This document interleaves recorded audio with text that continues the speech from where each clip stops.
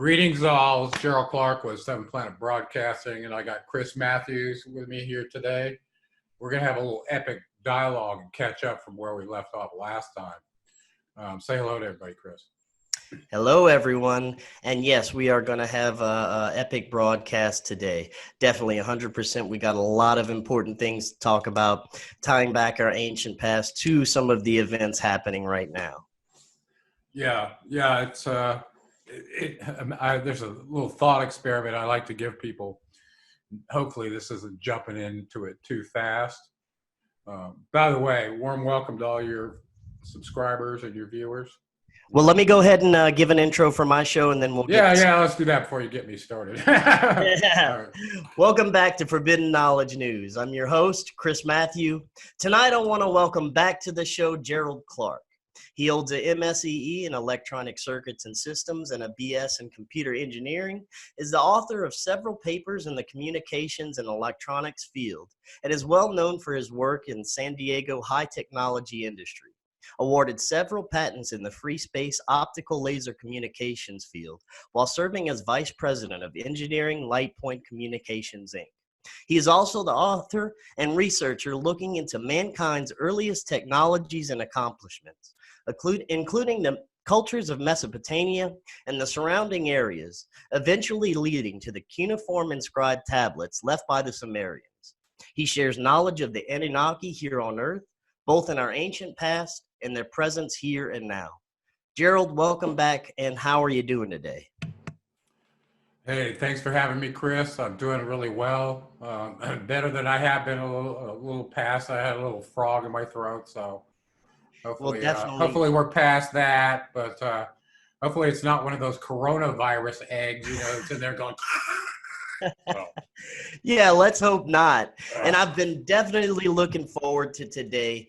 There's so much going on right now. And when we look at the way the world is right now, the top-down system, monetary system, political system, education, all the false history and indoctrination, it all can be tied back to the construction of our matrix slave system, which goes back thousands of years and possibly with the same ruling bloodlines in control today. And I think by looking back, we can understand more about this and maybe even break out of this slave system eventually. And Gerald, it's been a little while since you've been on. I'd like you to tell us, what got you started? What opened your eyes to everything? And, what got you started down your path? I've told this story in a lot of different ways. I just had this vision. What really opened my eyes to the idea that our constructs could be a hologram. That it could be something that's not completely real. And it took me a while to get there, but a long time, actually longer than it should have. And some traditions would call it the destruction of the illusion of the non-reality of matter to be part of their tradition. For me, it kind of came through my job, actually. I was doing sensor fusion in artificial intelligence. And part of the issue I had to do was try to describe to the computer what was interesting. And in that process, I realized that in sensor fusion, basically, you can model the 5 senses if you want. Let's just do the human senses. Okay, we're trying to fuse those into a picture of what's going on outside, and then going, okay, does that have the potential to influence me in some way for good or bad? If it's for good, it's interesting to me. If it's bad, it's fight or flight. I got to do something like that. Real primitive. I mean, how would you tell a computer what's interesting to you? Think about that. And then I generalized that to myself, and I said, well, what's interesting to me? It's the same thing that I just said. And it turns out the things that were interesting, that were positive, had to do with my spiritual path. And I didn't know that, right? So it was like paying attention to your intuition. why is that interesting? You ever ask yourself, why is that interesting to me? All the time. Yeah. So through that process, I suddenly realized that, and I knew this as an engineer, how limited our senses were in their ability to perceive spectra from the electromagnetic spectrum. And so I'm like, okay, well, let's just stop for a second. Okay, everything appears to be a vibration, and then how it's stitched together at a molecular level, that that's just a function of how strong that vibration is causing matter to form together. So I'm like, okay, so I get that, but the idea that my microphone is not real, that the table's not, these are all vibrations, was kind of hard for me. But then I kind of applied it to myself, said, well, I can only hear this particular range, 0 to 20 kilohertz. My brain waves only go from 0 to maybe 20 hertz, maybe 60 hertz. It depends on what you call the end of the beta range. There goes delta, theta, alpha, beta. Your eyesight is limited to 400 to 700 nanometers, 300 nanometers of the visual spectrum. That's all you can see. So it's like you're this biological entity that's been given a limited set of sensors. They're not even as good as the animals in nature that can see at night, stuff like that. Or as far, like an eagle, have that kind of acuity to be able to see with that kind of visual acuity. We don't have that. Or the hearing of a dog, So we kind of got left out in a lot of different ways. Well, so you take this entity and you go, okay, well, everything that comes through the sensors in sensor fusion basically turns into a signal that gets aggregated into a picture of what's out there. Well, it's no different for you. It's really true. All your senses basically become a brainwave signal that's interpreted by what's stored in your bidirectional associative memory.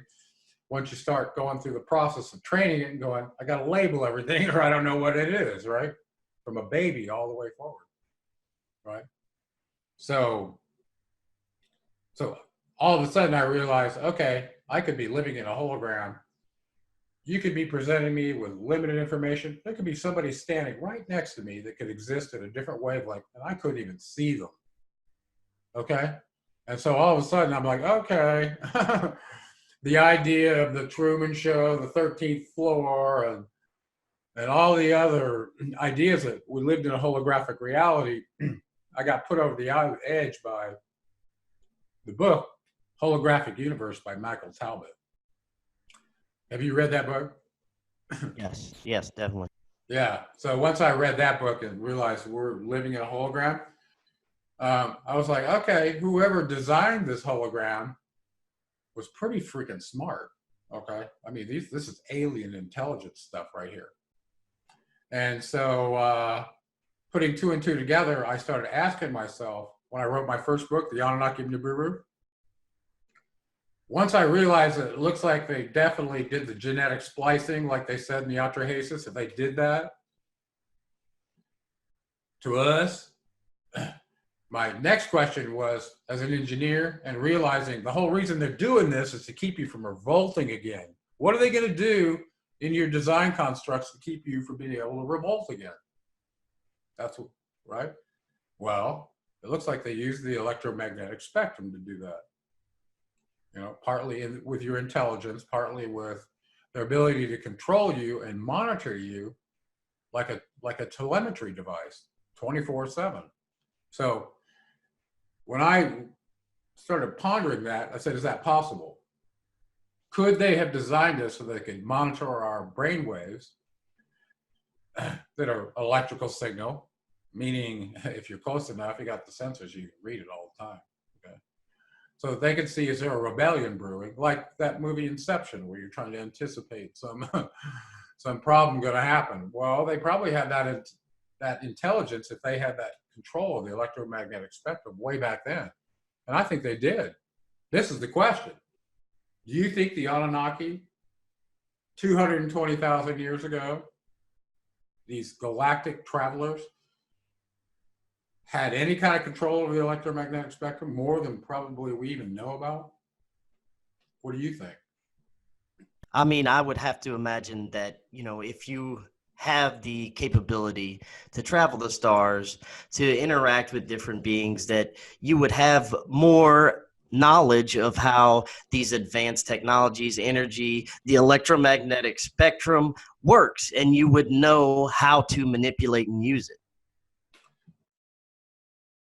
Yeah, agreed. And starting from the Atrahasis, where the rituals performed by Enki, where he took the energy out of this one being and put it into this other one, you start going, okay, maybe they had more control of the electromagnetic spectrum than just, you know, broader vision, more acoustic control.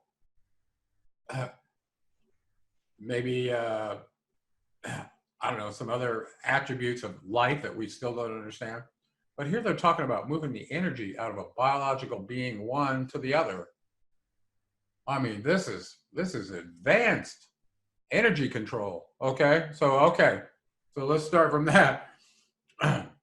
So if they made us and they did that, I started pondering. Well, could they have used? How could they put a thought in our mind if they wanted to broadcast to all of us at once, for instance? Well, we have entrainment. You can do it with entrainment. You know what that is, right? It's the ability to fool the primitive senses of the ear that use spatial diversity to calculate angle. Cats do this, right? But cats can go like this with their ear, right? They can turn. We can't do that. But because we're spatially diverse receivers at our ears, if I'm here and a sound comes from over there, it's going to hit this ear before it does this one. It creates a small phase lag that's a primitive signal that our brain can detect. It turns that lag distance into an angle so that we know where to look and go, where'd that sound come from? That's how we can do that, just like a cat. This primitive feature of ours allows us to be entrained to sound, okay? Even sound we can't hear. As long as you can get it into the brainwave region, through and it comes into the head, then you're okay. And you can do that by mixing and splitting signals and blah blah blah. Okay, with anyway, and this is what the HARP program was using in the ELF. You know about that, right? The extreme low frequency that maps to the human brainwave. They were able to use spatial diversity in the transmitters so that the mixing happened at frequencies that you couldn't even hear, and the addition and the subtraction of those frequencies are the susceptibility for you, right? So in the subtraction, if it turned out to be in your brainwave region, delta, theta, alpha, beta, okay, up in there, about a half a hertz to 20 hertz, somewhere in there. I used to say 13, but maybe 20. That they could actually entrain your brain with this primitive aspect that you had for you to be given a signal directly. And if they make that amplitude of that signal higher than your local signal, they could basically override your local thinking and basically put this mandate in your head. Okay, so I was like, okay, that's the hammer right there. It's possible. Now, at what point do you think us as humans became basically this slave race? When did this control begin? At some point, were we ever sovereign as humans? And were we just created like in Stitchin's interpretation, just as slaves to mine gold for these beings, or just whatever control aspect they wanted out of us? Is that all we were to them, or sometime before they came along, were we advanced sovereign humans that had our own lives and didn't have to worry about the control of these gods? It's kind of a loaded question. As we dig further and get more evidence, Chris, it looks like there's been civilization after civilization toying with the Indigenas, the indigenous that were on various planets, maybe even bringing them from that planet to this planet, blah, blah, blah. So all I can say is I picked a starting point in that messy process of genetic manipulation by aliens with the Indigenas. And we don't know where it really started. Looks like it goes back millions of years on this planet, from what I can tell. So where do we fit in that? Were we ever a sovereign race? I don't know. All we can do is go to the Chimera experiment and go, well, what did we start with? What happened before that? Could have been multiple iterations of genetic experiments. Maybe it went high and then it ended up at Cro-Magnon Neanderthal, as they dumbed them down too much and said, well, now we can't even get them to follow a command. We don't know if that's the case or if those were, from some other hybrid experiment, right? We truly don't know. So, but starting from there forward, we can kind of put the pieces together. So, and that looks like it happened in accordance with the Genetic Eve and the Genetic Adam study. I think it was sponsored by the Smithsonian. I had this in my first book. They followed the X chromosome and the Y chromosome, and they have a decay function that is known. And based on that decay function of those mitochondrial DNA and the X chromosome, they were able to locate the genetic Adam and genetic Eve according to that strain of what they found. And that turned out to be, from my recollection, seeing the study, it was somewhere in the neighborhood of 200 to 220,000 years ago. It was in the near the Zambezi River region in South Africa. It wasn't that far from the Rift Valley area where Lewis and Leakey were working, but it wasn't the same area. And it turned out that that area is where they found thousands of, stone circular constructs and mines that ended up being purchased by Western developers like the Anglo-American Mining Corporation, for instance, who own those mines. And they used to have some information on their website long ago. It's long been gotten rid of. And I think they actually sold the mines too.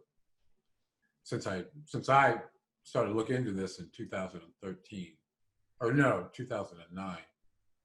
And they had carbon dated some of those mines of more than 150,000 years of somebody occupying and mining gold in South Africa, okay? So it turned out we had pretty corroborative evidence on the ground that matched the Atrahasis account saying these Anunnaki, whoever they were, to the Sumerians, were in the Abzu mining gold, okay? So that was a pretty strong corroboration. So my best evidence is from the Adam and Eve study and what the Anunnaki said, based on the number of SARs they had been here. SAR being 3,600 years, but probably about, I think we were created about 200,000 years ago as a hybrid between some crazy Anunnaki DNA and the DNA of what looks like Neanderthal. So now there are so many different interpretations of who and what the Anunnaki were. You hear theories anywhere from Stitchins that they're advanced humanoids that genetically modified us for a slave race, to their spiritual or demonic beings, to reptilians. There's so much misinformation, disinformation. Let's break down who these Anunnaki are. Are they extraterrestrial humanoids that came here because they needed help mining gold, or are they something else? To you, what are the Anunnaki and who are they? I would point everybody to this crazy document I covered called the Threat Briefing Analysis. It goes into the history of how the Anunnaki came to be on what we call the Nibiru. Okay, they had a long history before that, going all the way back to the Lyran Wars and how they ended up eventually being part of the Alpha Draconis alliance. Okay, so they're galactic colonizers, like many aliens are. Some of them do it with coalitions of other partners, and some of them do it alone as sovereign nations or planets or whatever. So the Anunnaki, from what I can tell, are no different than many of the other advanced alien races that basically are in the space colonization business. This planet over here has got resources we want, and we'll stake it out and do whatever we need to do until we get what we need of it, and there's competition. Okay, I mean, this is what I think is the reality, and sometimes there are wars, and there are councils that are trying to control different regions and all that kind of like the movie Star Wars in a way. Okay, so according to the KGB report, you can find this on YouTube, by the way, a list of what they believe are the alien races that have visited this planet with their pictures and descriptions and stuff. I think there's about 80 of them that they have. No, I think it's more than that. And then the U.S. in this threat briefing report, they said there's been over 50 races that have come here. Some interact with humanity, some of them don't. So the Anunnaki are just one of those. The Anunnaki, though, seem there are more advanced species like, except for this warring stuff. For instance, if they came to this planet and there was no life here and they had to do everything themselves, they were probably capable of bringing in tools over a long period of time and getting what they wanted, depending what their constraints were for their mission, right? From what we have been told, and this goes back to the prehistory of Nibiru, it's about 450,000 years ago, they had to respawn volcanoes or do something to protect their atmosphere. So they had a continuous problem every time they came close to the sun in their retrograde orbit, that they had to bolster their atmosphere, according to them. This was back way when Olalu was king, okay? Right, the usurper king. And then much, much later, Anu wrestled him in a competition and became king. And Olalu was exiled, and where did he go? He took a craft and he came to planet Earth to see what he could find to negotiate his way back in as a precious resource. Turned out to be gold. So he was the one that brokered the gold deal with the Anunnaki to bring them here in the first place, according to the records, okay? So anyway, so they're galactic colonizers. They go for resources. And it's not just our planet, okay? There whole regions of the galaxy of an Alpha Draconis are probably under, their mining, resource, organ trading. God knows what they're, creating an elixir of life, like on the Jupiter Ascending, that's so valuable, So it's business. Now, do you think that they still have a presence here today? When you look at the ones in control, the level of, I guess you could say, psychotic behavior, the level of non-human behavior that we see from these people in control, the control tactics, the lack of empathy, the lack of feeling. You think that these people have to be aliens. They have to be something other than humans to implement the control system that we're under right now, and everything that falls along with it: wars, death, killing, false flags, brainwashing, mind control, all these terrible, awful things that we're subjected to as humans. I have to think that these people can't be human. Are they the ones that are still in control today? Um, you know, you bring up a very good point. We were talking just the other day how unbelievably sophisticated it turns out to be. We call him a dark entity right now. Whoever is playing puppeteer with the world and setting all making all these things happen for us must be extremely sophisticated because no human could come up with this level of machinations and craziness in the simulator. I don't think, personally. So, to answer your question, are they aliens? Well, yeah, they're alien from this planet. They're another race, okay? They're alien to us. Um, they've been here. It looks like for about 450,000 years. Remnants of them never left. They've always owned this planet. Uh, they've been in competition with a few other races for control of this planet, from what I can tell, which have led to some probably pretty horrendous wars. Not only that, they're factionalized and they have wars among their factions. For instance, I got a picture of Enki and Enlil up there behind me right now. Okay, these are some artwork I paid for with my good friend Pat Broderick, who did a whole comic series on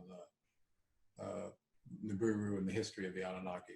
So, and I'll give a shout out to my buddy Richie Barron, who's done songs with me to promote Odyssey Key and the Anunnaki and Nibiru and all this, to bring awareness to the fact that they never left, Chris.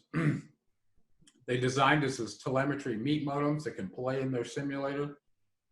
They can play us like a fiddle every single day of their life. You've never had a private thought, ever, because you're transmitting continuously. And they're monitoring you. They made you that way. Okay, and on top of that, if they wanted to put thoughts in your head to try to sway your decisions, they could use this entrainment mechanism and do it that way. Okay. So they can use the electromagnetic spectrum to put thoughts in your head, not just thoughts, but pictures too. So now all of a sudden you don't know if it's coming from you or from the outside, right? Now you mentioned the picture behind you, Enlil and Enki. Whenever I hear the stories, for me it seems like Enki seemed to be more compassionate. What are your thoughts on that? And who is, I guess, who is pulling the strings?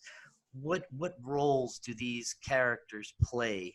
And who are they? We have Anu the father, and then the two Yeah, let me sons. go back. Let me go back to the other picture. We had the families sitting up there, right? Yeah, let's go through Yeah, the let's go. family here. Yeah, you want to go through the family? Okay. You actually know I probably could pull out the genealogy table one of these days and go through the whole mess of them. So right in the middle, you can see Anu sitting there. Let me get my head out of the way. Okay. And then there's a couple boys right next to him. Those are his firstborn, Enki and Enlil. And then their kids come after that. Inanna is sitting in there, but then you have Ninurta and Marduk, and then Thoth way over on the other side, who's Ningshita. Okay, so Marduk and Ningshita are the kids of Enki. Marduk is his firstborn son, and Ningshita is the second one. Ningshita is the one we call Thoth in Egypt, and Marduk was the one we called Amun Ra in Egypt. Okay, am I going too fast? You're good. Okay. Then on the other side, his firstborn son was Ninurta. Okay, the winged warrior Ninurta. He was I don't know. He was given credit for training Abel to be a herdsman and building dam structures as part of regulating the water in Mesopotamia. So he wasn't always a murderous warrior, but he was portrayed as a warrior. And let's see, and then let's see, Nana turns out to be kind of important to the story. For some reason, I don't have Isis in there. She's an important figure too.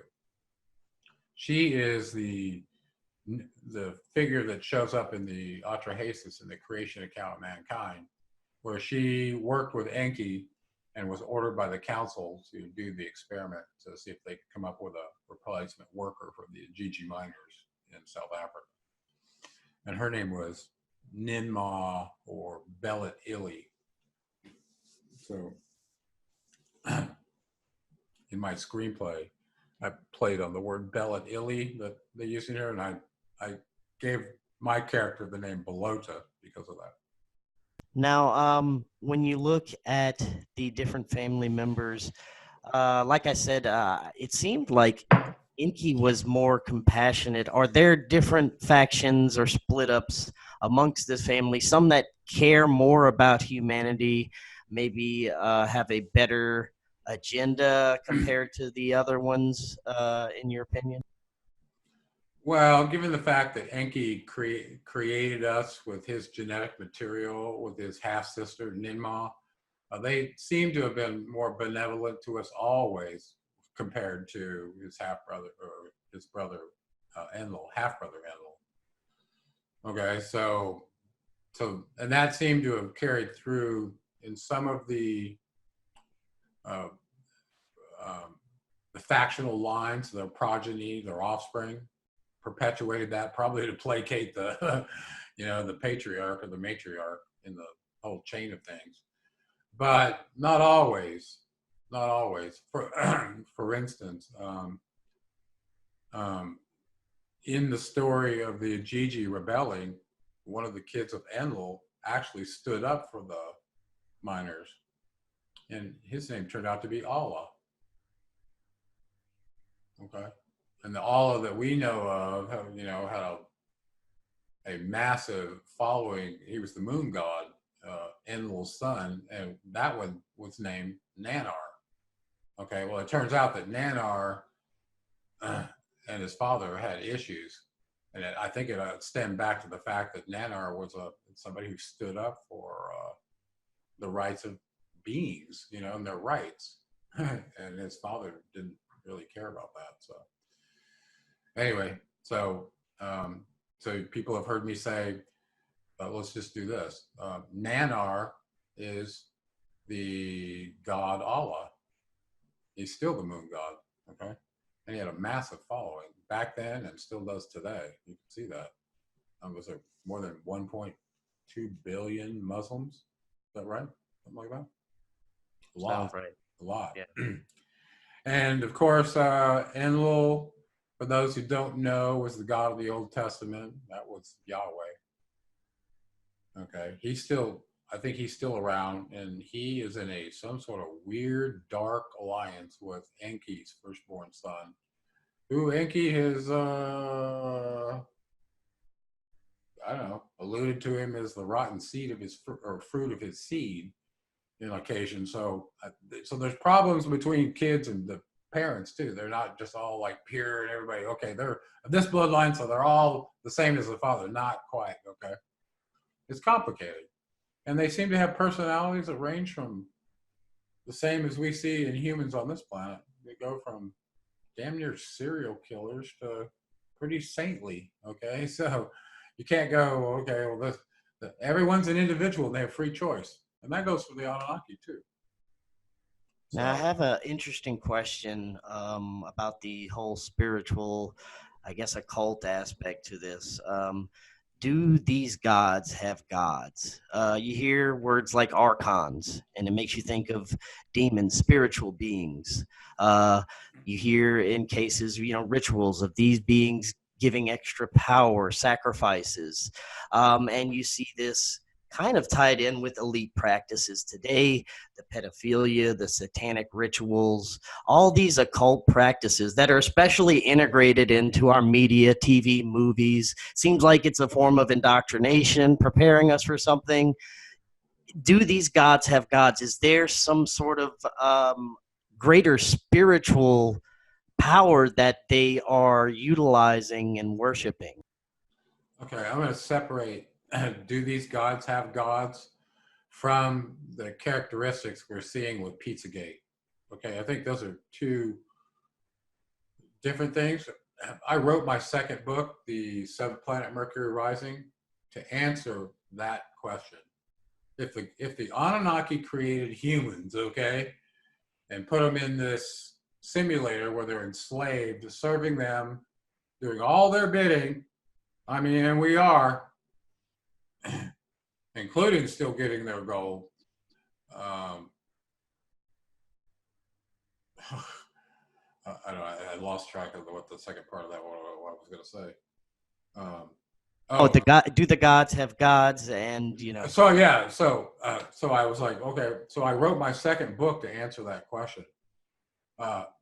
Who is God to them? Who's God to them? And it took me a while to put that together. I didn't even know where to start, to be honest with you. And it kind of fell out, and I finally figured it out. But yeah, they do view. They do not view themselves as gods. Actually, they view themselves as, I don't know, an advanced race. And God's relative to us for sure, but not the creator of all, with the kind of powers that come with that co-creative capability. But they do have some pretty advanced abilities relative to the electromagnetic spectrum that we really don't fully understand how far it goes. I mean, if they've got a 450,000 year minimum head start on us, imagine how far along they could be. Definitely. Now, that being said, let's address the other side that I was talking about, the satanic aspect, the ritualistic. What is that? Where does that fall in? Oh, this is where you kind of get on touchy ground. And the last two videos where I pointed this out got, demonetized like that. Yeah, yeah. Welcome to my world. Yeah, it actually, when you start talking about things that go to the head of the simulation and where that it gets more severe. Like this last one, I wasn't sure I wasn't going to get, I don't know. I don't even want to say it. Anyway, yeah, the more severe one for the $45,000 fine, that one, from the new FCC controls on YouTube. Oh, what's that? Oh, there's this new level of, you're putting your videos on YouTube now is a liability. Like if the FCC says that you have done something to violate this new Child Protection Act, Right. each video could be fined $45,000. So all of a Oh, sudden, yeah. well, yeah, that's why they have you declare your videos, not safe for children, which I have marked all my videos. Definitely that 100%. I thought about that. So imagine you're doing like an animation or something for a client. They're trying to sell something, and a kid likes it, and they go, "Oh, well, it wasn't for kids, but you made a cartoon, and so you influenced them, that kind of stuff." Right. Well, let's discuss what we can about it. I mean, Okay. what is this control aspect? Well, we got to go back. You got to go back, all the way back when this crap started. Okay, and you can trace it back in history. And I'm talking specifically about child sacrificing, the most severe, shocking part of it. Yes, it's discussed in the Bible between Yahweh and his disdain for Moloch, who was accused of taking the Israelite children and sacrificing. Okay, and and you can go look up that image on the internet and see what we're talking about here. As a matter of fact, it's the same one that just got placed into the Roman Colosseum as a statue of a Canaanite god from way back when. Hey, that one. Okay, so I won't say that M word again, but that's what we're talking about here. Well, if you go back into history, there were two beings that were talked about in the Bible that were involved with sacrifice. One was Yahweh. I mean, he asked Abram to bring his son to be sacrificed, right? And suddenly a ram appeared tangled up in the brush, and God told him to use that one instead of his kid. But he had told his kid he was going to sacrifice his kid. Okay, so it wasn't just the opposition that was doing it. Yahweh was doing it too. Okay, so I want to make that clear. Okay, but his opposition all through that period happened because Enki's firstborn son, Marduk, entered the Mesopotamian region that was assigned to Enlil, but not to Enki. Enki got to keep Eridu, okay, but that region was assigned to Enlil.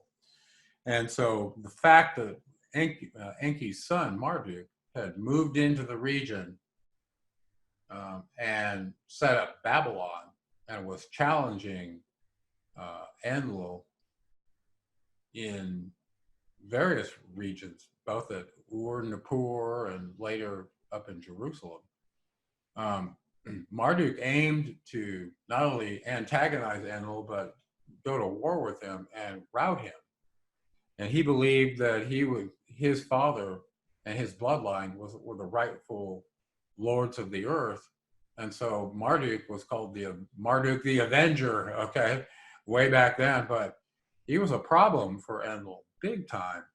And he was a powerful dude and really smart, okay, according to records. So eventually Marduk won and took over the council while he was at Babylon.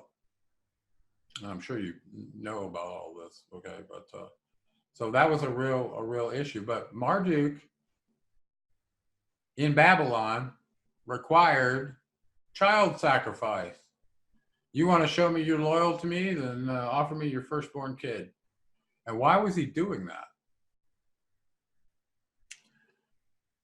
This is my research opinion, okay, from what I came across is Marduk wasn't operating alone.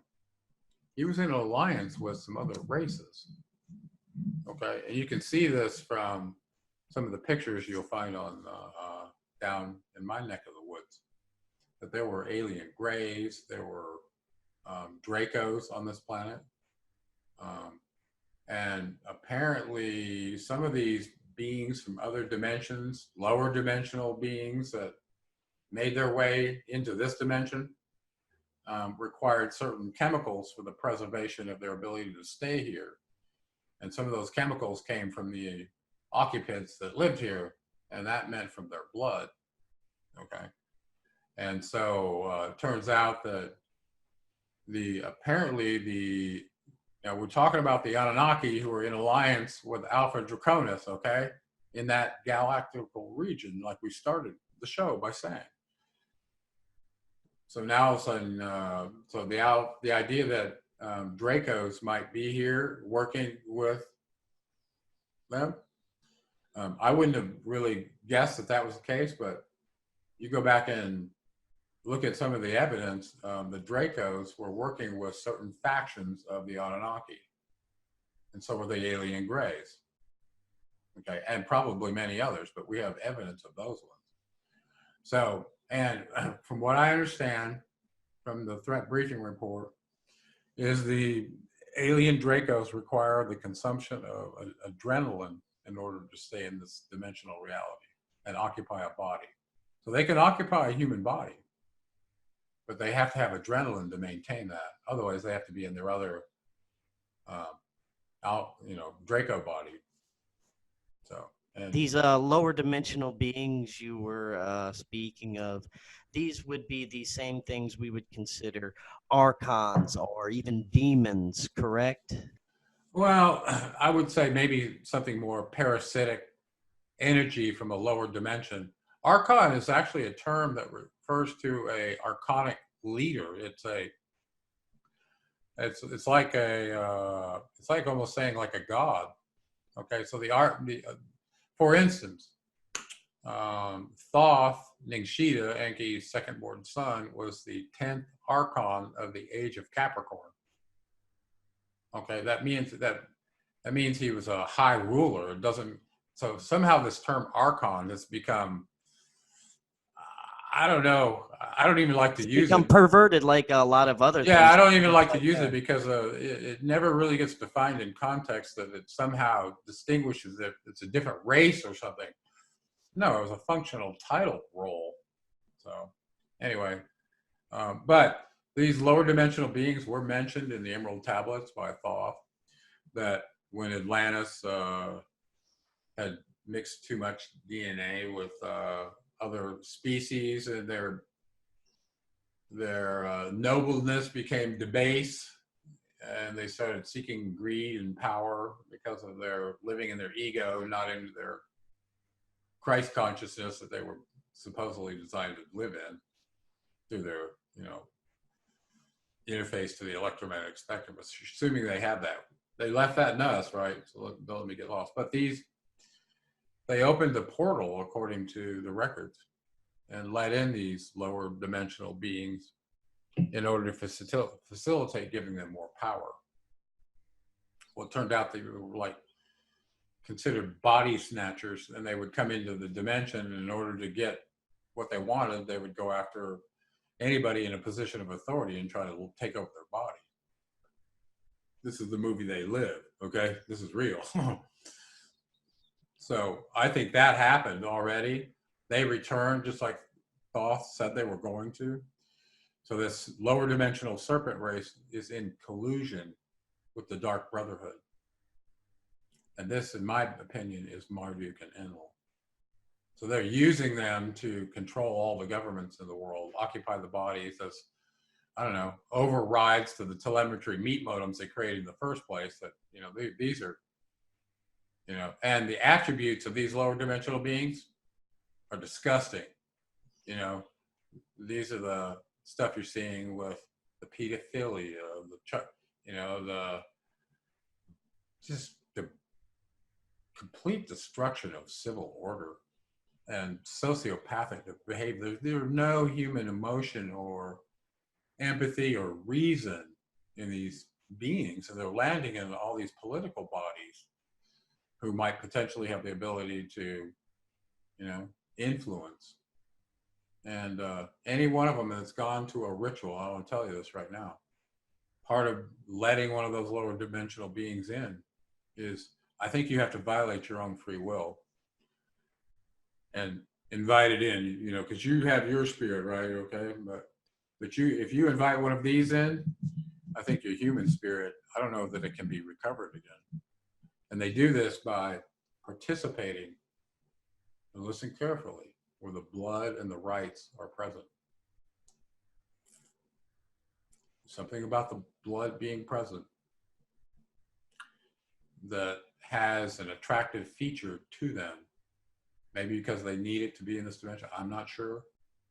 But this is what Thoth said. So anybody that's participating in something, even if it's a mock ritual at Bohemian Grove with Moloch, okay, where they're simulating a child sacrifice and blah, blah, blah, and you say certain things, these lower dimensional beings can take over your body. And now Marduk and Enlil and their New World Order scheme to be the prison planet leaders that, I don't know if they're going to share control, but used to be only one of them had it, but maybe they'll knock the other one off once they get it. But it's like that, okay?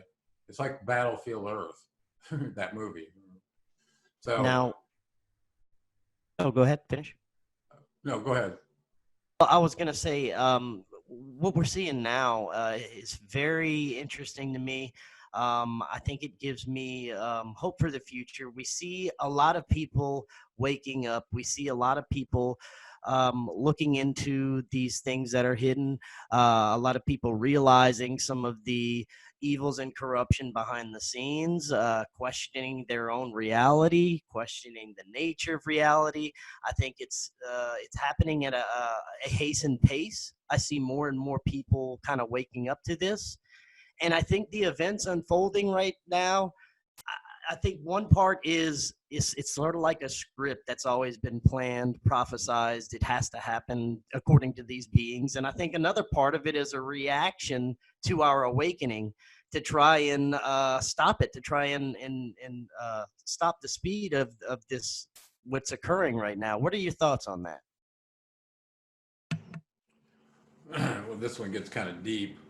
I think cyclically, this planet, first of all, has cyclical destruction, and all the aliens that do business here colonize it. Sometimes build beautiful stone civilizations like the Maya did, and others. Their civilizations lay in ruin, and a lot of it has to do with climate change on a very unstable planet. And so they know what that schedule is when that comes and goes. Okay, so they plan around that, and if there's certain things they want to happen, coincident with a natural disaster that they know is going to happen, they did that, and that's actually according to what we read in the Atrahasis is what happened at Noah's flood. Because Noah Ziusudra was Enki's son, the king of Shuruppak. Okay, was Enki's son, and that's why he saved him in the account. But these cyclical disasters are part of the reasons why the aliens don't really make this planet a permanent place where you're going to see them, okay? Because their civilizations are underground where they're going to survive, a passage with a solar micronova or some other thing. but we don't, but those that are part of this slave reality that are that are third dimensional beings like us, we live on the surface, right? Because we're part of the evolution of the consciousness of this planet. So with that said, it's my opinion that every 12,000 years, the sun goes through a micronova, basically purges the entire surface of the planet. And during that period, if there are beings that are still alive, they're instantly jettisoned into a new dimension of their natural ascension process in the evolution of consciousness. Okay? And I believe that is a normal process for us avatars. So if you're at the place where that happens, and it usually seems to happen when our solar system goes through the galactic equator, right? That's when it gets all the fuel that causes the sun to micronova. I think we're approaching that place very closely right now, just so you know. And this has to do with the understanding of what that universal clock is for the sun's dynamo. And it looks like it's almost bang on at 12,000 years or at micronovas. Okay. I mean, I get the feeling deep inside that something big is on the horizon, that we're headed for something that'll change the world forever. Mm-hmm. And I'm just wondering if this is something that we can see in our lifetime. And it also seems that we have to go through a lot before we can get to it. Possibly another major cataclysm. What are your thoughts on that? Well, that's what I was kind of leading up to, is if we were around to see a solar micronova, we would definitely be participating in the evolution of the consciousness of the entire species at once. Okay. But I think there are things that happen leading up to that people that are on a spiritual path trying to decide where heaven and hell are might find themselves in heaven, in their energetic connection to these frequency changes that are happening because of the progression of our solar system and how it, moves almost sinusoidally through this galactic equator. So we're at a place right now where humans are waking up. Okay, well, this was told to us in the Mayan calendar and also in the Yuga cycles by the Hindus. We know that's happening. So yeah, these controllers, that you can tell they're terrified with censorship that's happening, like you were just saying, channels being demonetized, deplatforming. I can tell that the panic is on to try and stop this. But from what I can tell, there's no stopping this. And it seems like they're going to throw anything they can to try and slow it down, like, a pandemic, World War III, anything that can possibly cause fear, while at the same time, fulfilling these prophecies. And so these lower dimensional entities can feed off our fear in the process. Yeah, I agree with a lot of that, and expounding on that, and we're at some special timing place where suddenly things started getting ramped up, right? You and I were talking about this before the show. Suddenly, as of January 1st, there's um, crazy triggers going off such that the potential for World War III is happening with the death of Soleimani. Okay, that was an act of war that was flagrant. Okay, right out in the open. And just days prior to that, the nuclear clock had been set to, I think it was a minute and a half. 10 seconds. Oh, is it 10? Yeah. No, I'm sorry, 100 seconds. Yeah, it was like 100 seconds before midnight. like a minute and a half or something like that. So the closest it's been in a very long time, with all the problems going on in the world. And let's face it, mankind's never built a weapon that they haven't used. So that's a terrible thing to think about, that was going on. And then all of a sudden, it looks like a pandemic has been unleashed, along with a locust swarm that's taking over Africa and the Middle East right now. Right, I saw that. That's crazy. Did you see they're talking about it could get even 500 times bigger than it is right now? Didn't hear 500 times bigger, but yeah, I saw that it's spreading, and there's panic with the loss of crops and the fallout that's going to create. It's absolutely like you said, all this is happening. Seems like an alarm went off at the January 1st, and all of these events just started to unfold rapidly. Do you see an increase in these events, and we're going to continue to see this effect? Well, this reminds you of the biblical plagues of Egypt, right? A lot of these are analogous. Well, in the book, what was it, Adam and Eve? The Chan Thomas? Chan Thomas. Yeah. In the intro in it, he says, he was talking about as in the days of Noah, that we would see the same thing. Well, I think a lot of this has to do with galactic cycles that start to disturb weather events, and it leads to imbalances, like the jet stream is pushing all this moisture down along this area in Africa, which is creating more foliage that's causing all these locusts to go, hey, this is great, which doesn't normally happen. So, so there's certain things that line up that look like plague. Now, I think personally, if I were to guess about the timing of what's going on, I think the powers that be, and these are the ones that are serving aliens, okay? I think I still think Marduk, Enlil, and their progeny, and all the offspring of the Anunnaki, they're running stuff, okay? They're running vignettes and false flags, and they're doing all kinds of things, feeding their big neural networks to see how the humans are going to respond in the simulator, right? So I think there's a lot of that going on. And to be fair, some of it I think has to do with role playing. Like if they're running a simulator, they've got to perpetuate this duality part. So you got to have the good guy and the bad guy. And it just so happens that Marduk's getting to play the bad guy this time, and maybe one of the other one's going to play the good guy. So these archetypes, we'll have to probably talk about this another time, and which one impacts you and influences you, maybe by design as well. And just like the Greek drama plays were designed to expose you to concepts to evolve your consciousness. So to what extent are these crazy shenanigans the Anunnaki are doing designed to evolve the slave simulators consciousness, right? All the slaves in the simulator.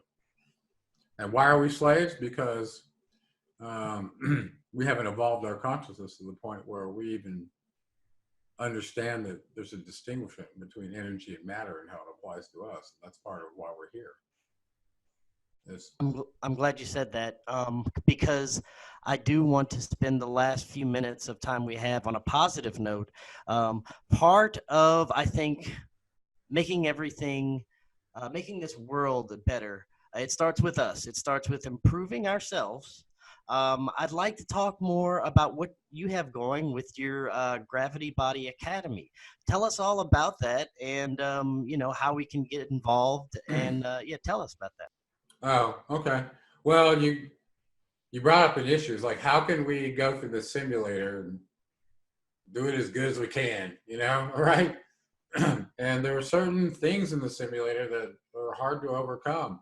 Physical laws. And one of those that I found I needed to deal with that I had never really dealt with was gravity. And what it had done to my body, or what I'd done to my body that no longer allowed my body to work in the gravity field the way it used to, like that. And so I got into this, not so much for myself, but because I had a kid who had a genetic disorder and his connective tissue was very loose and not able to support his structure correctly. And in the process of looking into that, what I could do about that, I discovered that there were people that were changing their connective tissue and getting better in gravity. And I wanted to do that for my kid, pretty much. And it turned out to be called structural integration, or the Rolf method of structural integration, or some people would call it Rolfing, which sounds like throwing up, so I didn't really like that term. But anyway, so, and I was involved in triathlons at the time and pushing my body to the point where it hurt a lot. And I thought, well, maybe I'll try this. Works for me. I'll do it for my kid. I found somebody locally that was a practitioner, tried it out, and within very short order, I was very impressed. Decided to go learn how to do it for myself so I could do it for my kid, and which I did in 2003, 2004. And little did I know that was going to put me full-time in practice for almost 10 years as a structural integrator, which I did. So I still did a lot of engineering work while I was running my holistic practice, but usually as a consultant. So from there, I wanted to start a school in 2007. I wasn't able to in the state of Arizona the way I wanted to. So eventually that happened for us just this last year. I started the Gravity Body online school. So we made all the testing, all the stuff, all the literature, all the material so that people could see it online that couldn't travel or whatever. So I was really excited about that. Of course, all the competition tells me, you can't learn to do something like that online. You can learn anything online if you want to, right? You could learn every one of Bruce Lee's moves just watching his videos online if you wanted to. I know somebody in Afghanistan did that and became famous. So, anyway.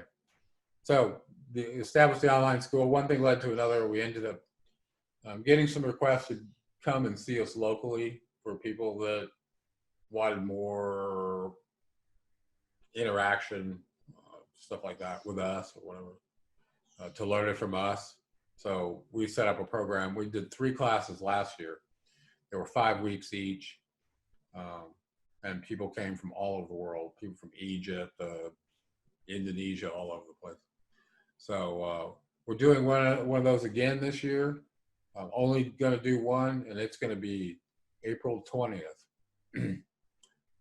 And we need people signed up by March 20th, so I decide if there's enough people there for me to do this. If there is, I'll do it. So by March 20th, anybody who wants to come and learn to be a structural integrator, they first need to get the online school and get it completed. It's not that hard. And if it turns out there's any questions on that, we have an online forum and you can contact us. But it's completely self-paced.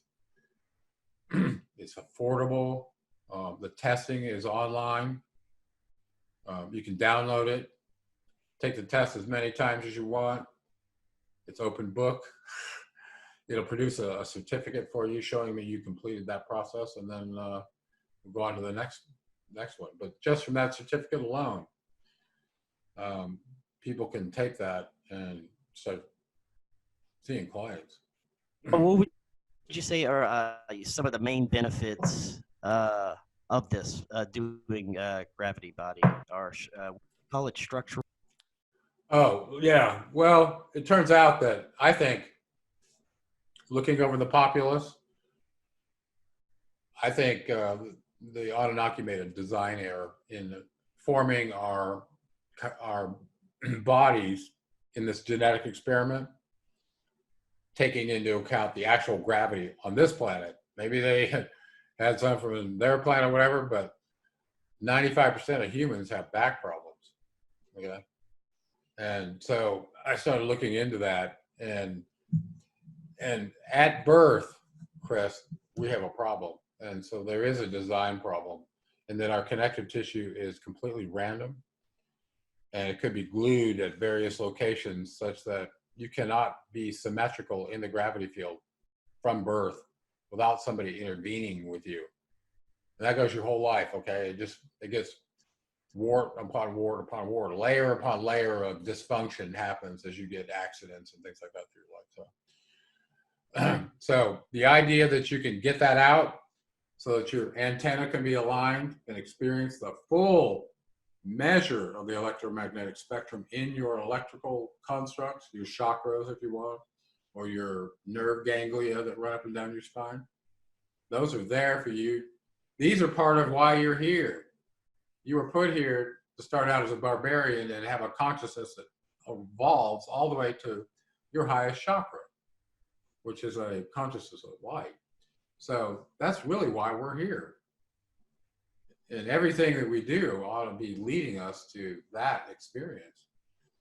And once we find that, we've kind of interrupted our karmic cycle of reincarnation to be experiencing this material reality, because you finally got it, right? That's what it is.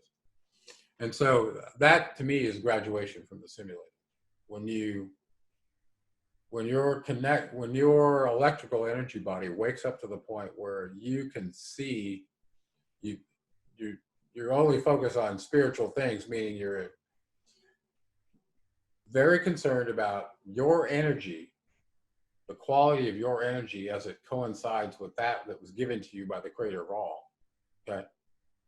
And you know what that is, because it starts merging with the physical body through structural integration. So somehow, as you loosen the connective tissue on the body, okay, enough on a human, a primitive intelligence inside you can suddenly detect, oh, that's where the force of gravity is coming in my head right there while I'm standing. And you can't detect this before until this sensitivity in your receiver is there. And that has to do with organization of your antenna, okay? So once that happens, your higher self starts merging through the genetic template that it used with your DNA to create your meat. There's energy that tells the template how to create meat, okay? It all starts with energy. You agree? Well, when those two are happy with each other, they start melding into one entity. And it's like a really powerful experience. From that point on, your higher self owns your meat. It's not a puppet sock for some energy coming and going through some chakra that may or may not be open. Okay. This is like, okay, I own this energy, and there's nobody going to take my spirit away from me. Right? Like that. Very powerful. And usually changes your life mission too. You realize there's only one decision at that point, and that's to serve reality, which is the truth. That is fascinating. Definitely. And if anyone is interested in this, where can they go? What's the best way to get started? Website, social media, anything Yeah, like you that? can start at geraldclark77.com or just go to gravitybodyacademy.com. It has its own website. We have a Facebook group over Gravity Body Academy.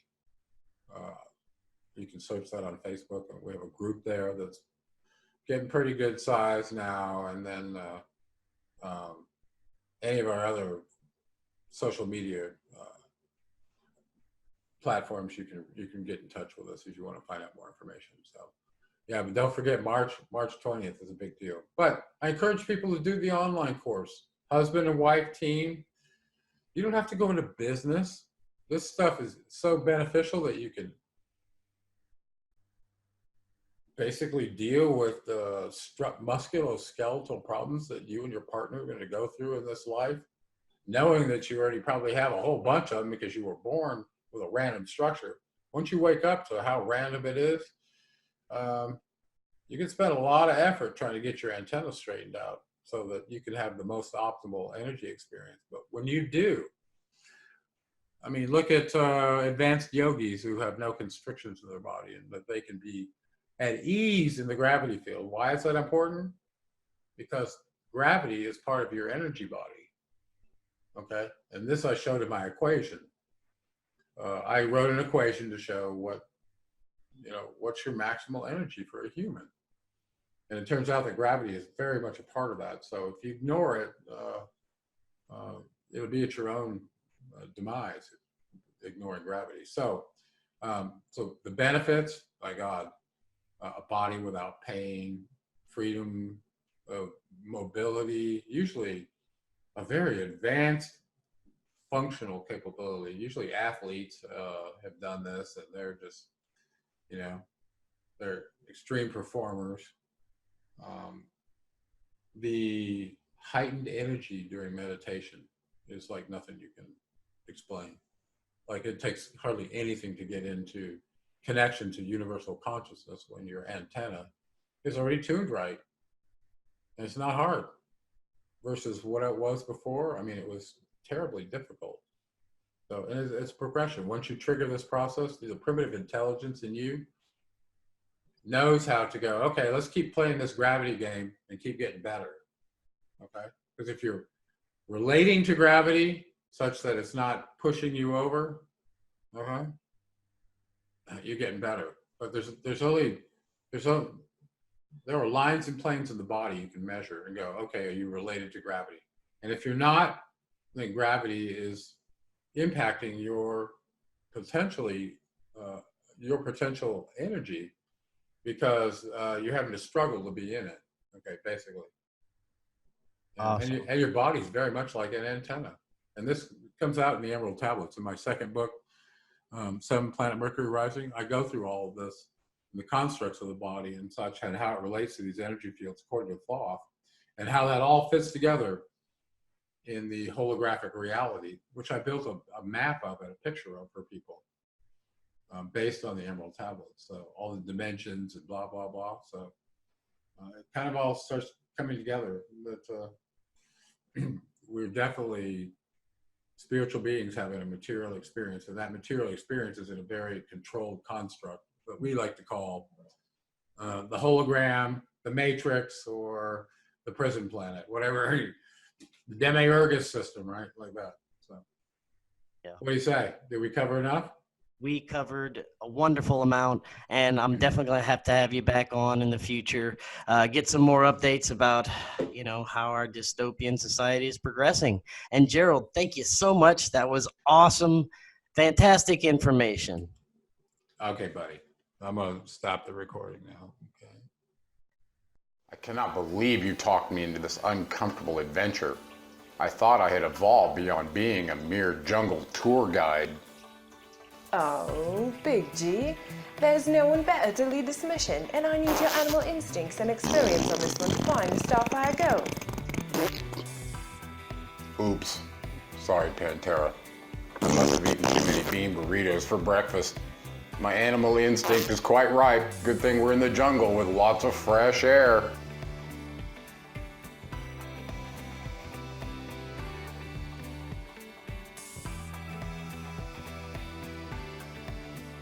you said this place was abandoned thousands of years ago. Is this the pyramid where the Starfire gold is reportedly hidden?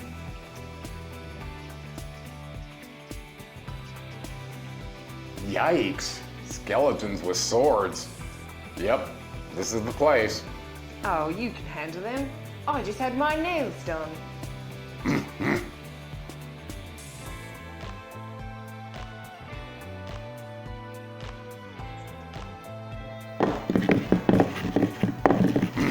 Pow! Kabam!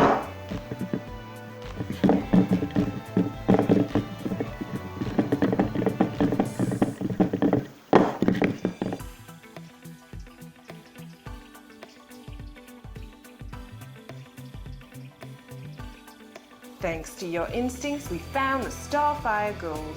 6 drops in your morning coffee, Big G, and you can carry me back to the base camp. I have some bananas for you there. Products are available at our online stores, straight to you from The Alchemist, at autisticvegan.com and geraldclark77.com.